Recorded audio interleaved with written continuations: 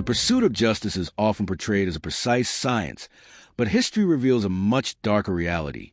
We trust the state with the power of life and death, assuming the finality of a death sentence is reserved for the absolutely certain. But what happens when the system fails? These 5 cases represent the ultimate nightmare.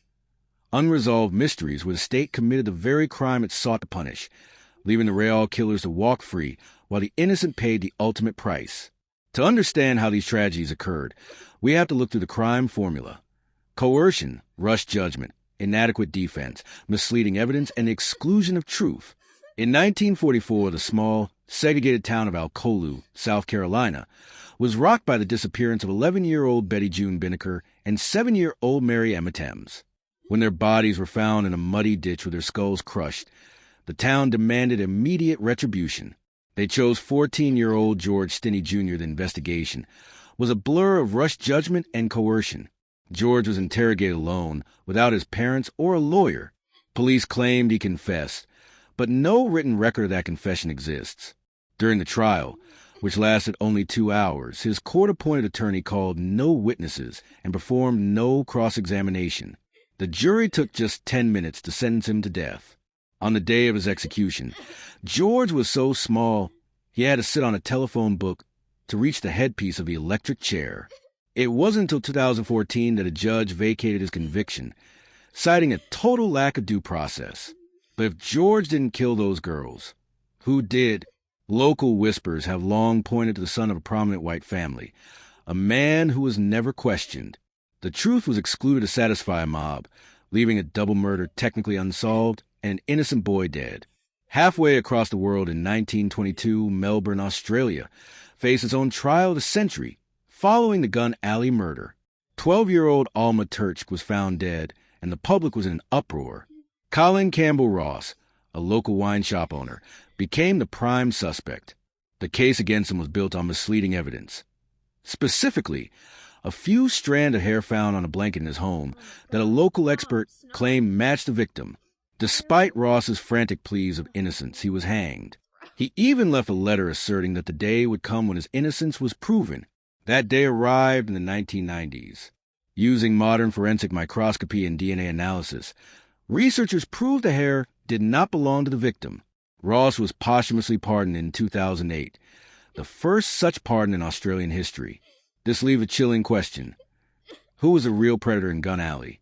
The reliance on primitive science allowed a killer to vanish into the fog of history. The case of Cameron Todd Willingham in Texas, 2004, highlights a different kind of failure: the refusal to accept evolving truth. In 1991, a fire killed Willingham's 3 daughters. Investigators used old-school arson techniques, interpreting charred wood and cracked glass as proof of liquid accelerants. Willingham was branded a monster and a sociopath. However, while he sat on death row, the field of fire science was revolutionized. Leading experts reached out to the state, proving that the signs of arson were actually just the natural results of a flashover fire. They provided scientific proof that the fire was likely an accident caused by a space heater or faulty wiring. Despite this, the state of Texas proceeded with the execution. Today, almost every forensic pillar used to convict Willingham has been debunked. The mystery here isn't who started the fire. Science says it was an accident. The mystery is how a legal system could ignore undeniable physical evidence just to maintain a conviction. Sometimes, the system fails simply because it refuses to look for a phantom. In 1983, Carlos DeLuna was arrested for stabbing of gas station clerk Wanda Lopez in Corpus Christi, Texas. DeLuna insisted he was innocent and told police he saw a man named Carlos Hernandez commit the crime. The prosecution told the jury that Carlos Hernandez didn't exist, that he was a figment of DeLuna's imagination. DeLuna was executed in 1989.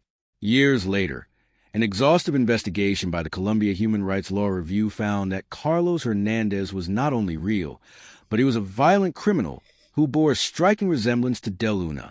Hernandez had a history of using the exact same type of knife to attack women, and had even bragged to multiple people about the murder. The Phantom was a real-life killer who was well known to local police, yet he was never pursued.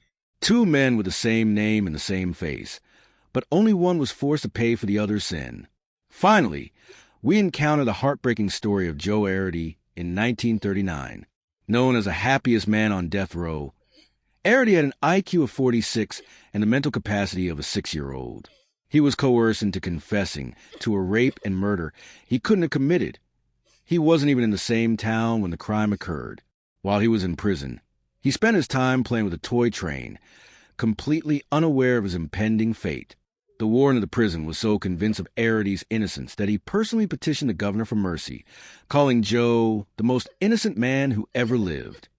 The plea was ignored. Arity was led to the gas chamber smiling, having given his toy train to a fellow inmate as a gift. He was pardoned 72 years later, but his case remains a haunting example of how the system can prey on the most vulnerable to close a file. These 5 cases are not just historical footnotes. They are active reminders of the frailty of human judgment. When we look at the crime formula, coercion, rushed judgment, inadequate defense, misleading evidence, and exclusion of truth, we see a pattern of convenience over correctness. These mysteries still baffle us because, in each instance, the truth was within reach, yet the system chose to look away. If the state can be wrong once, how many other phantoms are still walking free while the wrong person sits behind bars? Would you like me to research and draft a script about modern cold cases, where DNA has recently identified the real killer years after an innocent person was exonerated?